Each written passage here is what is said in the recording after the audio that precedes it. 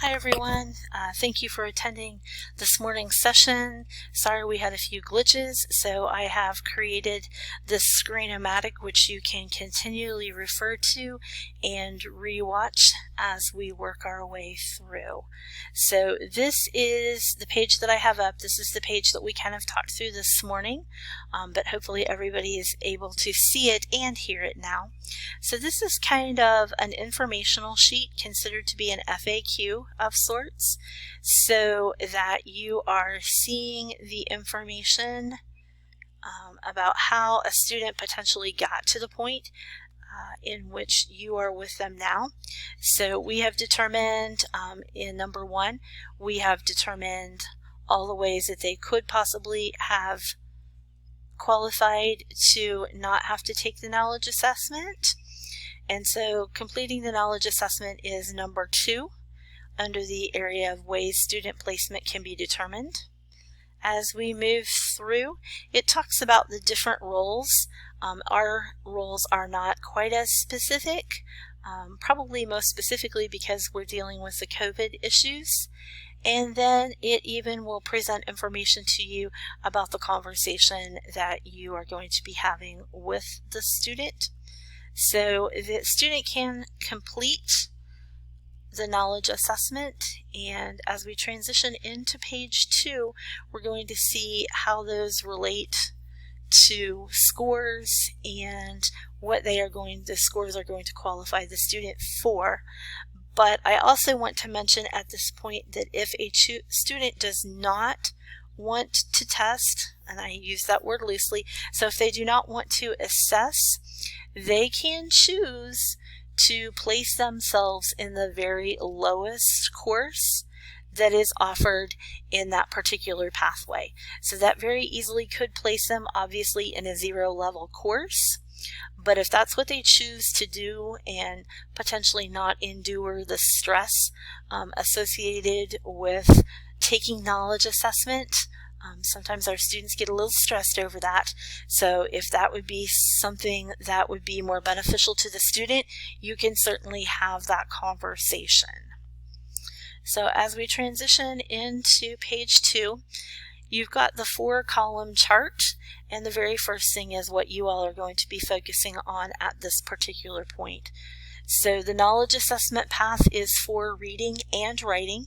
It is one assessment. I got to break myself of that habit. And the code that the student would place once they are registered, you would have them add the code KA read write. If, as that student takes the diagnostic, which is part of the knowledge assessment, and they score 69 or below, that would, at that point, that would place them into that 075 course that we offer. However, if that diagnostic is a 67, they are then presented with learning units so that they are able to boost their score to the appropriate number, which would be 70 or above. So after taking that initial diagnostic, if they do not reach that cut score of 70, they can continue to work and build their score so that they might get something above 70, and then they would be directly placed into English 111. So they would be able to schedule into an English course, a college level English course. And that's based on the information that is shared in the 3rd column. The information in column 4, we certainly hope is not going to be something that any of us have to deal with on a regular basis, because the NROC product, the knowledge assessment, is now communicating with our banner system, and those scores are going to update on an hourly basis. So those codes that you see, you would not be entering, but you may see that in the SOATest screen if you have access to that slide in banner. The math assessment is also presented here. So depending on what math pathway they need, this is all outlined for them. And then the 3rd page you will see is an overall view for the students to see. about how we're going to work towards getting them to that achievable goal and what those cut scores are.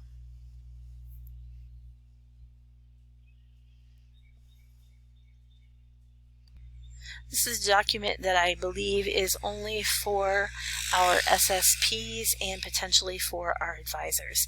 So this would not necessarily be something that you should be sharing with the student. This document would be for your reference only.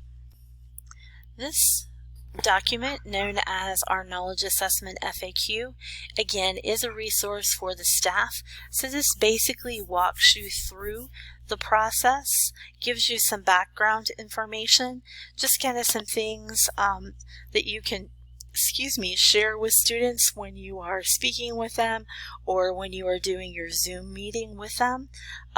Numerous pieces in this document are things that students could have questions on, so this document could also be used to answer their questions.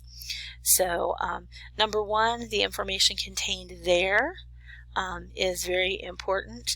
A lot of times you will have students ask you if it costs to take our assessment, and again, just like we did in AccuPlacer, the knowledge assessment, the students do not incur any kind of fees when taking our knowledge assessment. And this document also talks about self-placement, which we also talked about previously as well. So option number 5, or not option number 5, but number 5 in this guide also talks to the fact that EdReady, the product as a whole, does have a screen reader, and it also has things for those who are sight impaired. So yes, knowledge assessment is indeed compatible for offering assistance to students with disabilities. Number 6 talks to the fact about how we are going to register our students. Gives you that web address, and I assure you that that address will be burned into your memory bank for years to come, because you are probably going to use it fairly frequently.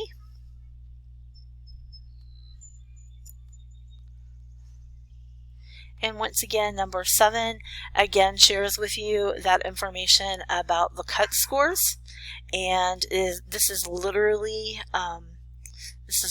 information that was shared on the previous document. We want to have that out as many places as we can.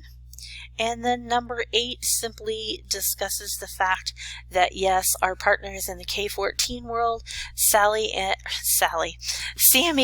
Allie, will be using the knowledge assessment to work with their students at the high school level as well. Again, just a document for kind of your eyes only, just kind of helps to bring you up to speed and potentially make you feel more comfortable when talking with our new students. Our third document that we're going to take a look at, again, this is a staff use only document. This is our placement information with regard to whether they have received their placement based on various opportunities, whether they already have a degree and they're returning as a student to us at Ivy Tech, whether they have taken appropriate testing, whether that be ACT, SAT, PSAT, if they had previously done AccuPlacer or any of the CLEP family of tests to test out of material. The most important part of this document is actually completing the top with the student's last name followed by the first name. There goes my filing system again, got a transition, including their C number and then also their term that you are working with them. The most important part is at the bottom. It does require the student's signature and the date, and then yours as well, whether that be the SSP or the advisor. So the very last option there before signatures is the all-important section where they have decided to place themselves based on their own selection. So this is where if a student chooses not to take the knowledge assessment and place themselves into the bottom level of coursework, either in reading, writing, or in the math pathways, this is where that information would be completed, and then you can, at this point, you can send it to them via Adobe Sign, which I understand is also going away fairly soon, but we can do that for now, where you would need the student signature and the date, and you could go ahead and sign the document yourself before you send it away, and then once the student has completed it, they will send that document back to you via Adobe Sign. All right, we are back for the last form that will be used by those of us on the college side of things. This is our current tracking assessment sheet, and it was actually manipulated this morning to reflect appropriate information. You will notice that I am on the Lawrenceburg and the Batesville tab. They still had us in with our friends over in Madison, so they still thought that we were one big region still, and of course we are not, so this was changed this morning. As you can see, there are a couple of samples entered here. So this for right now is one of the areas that I am going to continue to maintain. We had this in a little less complex form on a Google Drive, so this has been made more fancy, and so what will happen here is that information that you are passing along to me as to the students that you are enrolling, you will see where I have the opportunity to put both their first and last name, and then also their C number. And at any point when somebody scores appropriately, as our favorite student Jane Doe has done, she did this on March the 15th. So as soon as that score is transferred over from Banner on the hour cycle, then it will turn green as soon as that score, that cut score, has been achieved. So then we know that that is done. And of course the orange section here is for the math pathways, which we are not going to be dealing with this group. But then you can see that John Smith, another one of our famous students, has been signed up and has taken the English knowledge assessment. And 2 days after Jane Doe was created in the system, John achieved his appropriate KA score, so he scored a 73, and as we know from all of the documents that I have already shared with you on this cast, 73 does indeed qualify our new friend John Smith to be able to register when he spends some time with the advisor, and he will be able to sign up for an English 111 course of his choosing. So also that yellow box, you see that only the initial KA score needs to be entered. So even if that student continues to work because they did not achieve that cut score, you will see that only that initial score is added in the very beginning. Again, I've already pointed out to you that the box itself will turn green once a student has reached the appropriate cut score in the area in which they're working. And then number 3 there tells you that if a student's score does not meet the minimum, they will need to complete the learning path. Once the learning path is completed, we'll use the little checkbox over there and apply that application, and then indicate that the program has been complete and that the banner code has been updated. So the top 4 rows are locked for editing, so you can't break it. As we are used to saying, it cannot be broken, you cannot break this. And then number 5 just kind of rolls into record keeping if they need to be something. So again, you're not at this point going to use this. However, just so you have an idea